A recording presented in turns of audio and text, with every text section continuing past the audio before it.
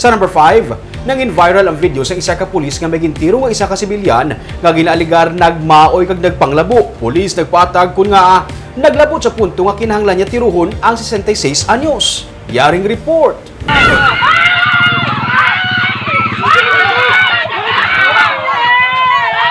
Ang ini nga insidente sa viral nga video ang katapusan na lang sa bilog nga natabo nga pagtiro ni Master Sergeant Valentin Sardenia sa Victoria's PNP sa kay Hernani Pimentel sa Barangay 13 sa Victoria City sang kahapon.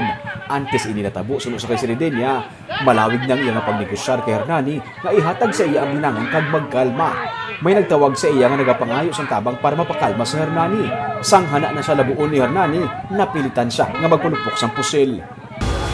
Nagambago tay, may problema tay, butang bala ang binangon, kapila ko din sa mga kabisis. Hasta nga, sa uli, naglapit na sa sakon, di ko mo nga naghayaw sa binangon, amo to ang time nga nagkuha ko sa akong armas. Pero nag-appoint yapon ko sa ground. Sa ground. Hasta nga sige ko maltay, butang balay mo binangon, sinikusturihan, tani mga pilang tabala. Di ko mo ang distansya ko siya daw mga isa kadupa na lang. Kita ko gid ang aksyon niya, nga nagasinggit siya nga, tiro ako, pati ako. Tapos doon humayaw siya. Pagayaw niya, kita ko nga paglaboy natin, nag-atras ko. Amo na to, sinikutay mo tayo binangon mo. Amo na to nagabang, ito tayo binangon mo. Saan masubol pag isa ikaduha, ginlukpan ko siya. Pero wala sa gihapon nag-untat suno sa iya si Hernani, sa iya una nga pagtiro. Nagtindog ini kag naghana nga labuon siya liwat. Kag sa dalayon niya nga pag-isol, natumba siya. Nag-jump pa ang iya nga pusil. Nagbuhi ko liwat ko. Bug! Pagtupa ko sa lupa, bug! Tapos ang matong nari pang kamot ko di. Ay gusto ko lang in-neutral na gid lang siya. Basta nakita ko ang binangoy ng tupa, mutong kinuha kong kamot ko, ligid na ko. Sa kada ligid ko magwa naman ulo ko, lantaw ko naman ang binangon niya. Labo naman siya, ligid naman ko. Antes ang sininga insidente suno sa misis ni Hernani nga si Angelica, nagalain na ang pamatyag sang iya nga mister humalin sa Lunes, kamay natabo nga shooting incident sa ilang lugar sa Gawahon. Suno sa iya, may nervous breakdown ng iya nga mister. May hilanat sa puting hilanat sa tumiyan, di sa pusa daw, takto lang gabi sa tumiyan.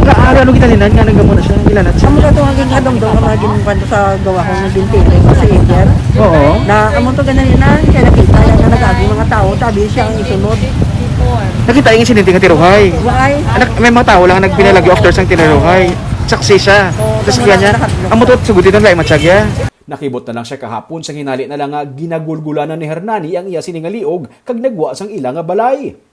Tuturo, bisab lang, tuturo nga sa atin, may hilanat sa mo. Sinya mamahaw, kasi manuhong, makahunta.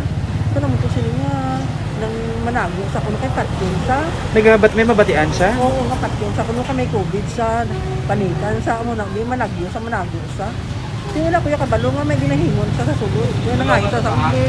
Mo man lang to sabi ko kung ano man lang sa sulod kahimon no sa ganito ginasla sa nang diri ako. Istorya niya, wala niya makita ang iban nga natabo kay nalipungan siya. Ang nahibaluan niya na lang, gintiro na sang pulis ang iya nga bana. Suno sa hepe sa Victoria's PNP nga si Lieutenant Colonel Eduardo Corpus, gidisermahan na ang pulis kag restricted anay sa ilang headquarters para hindi niya maimpluwensyahan ang investigasyon. Sir, for the meantime, disarm na lang anay si ang pulis naton. Yes, at saka pinlace ko lang under restrictive custody dito sa ating restricted siya inside camp.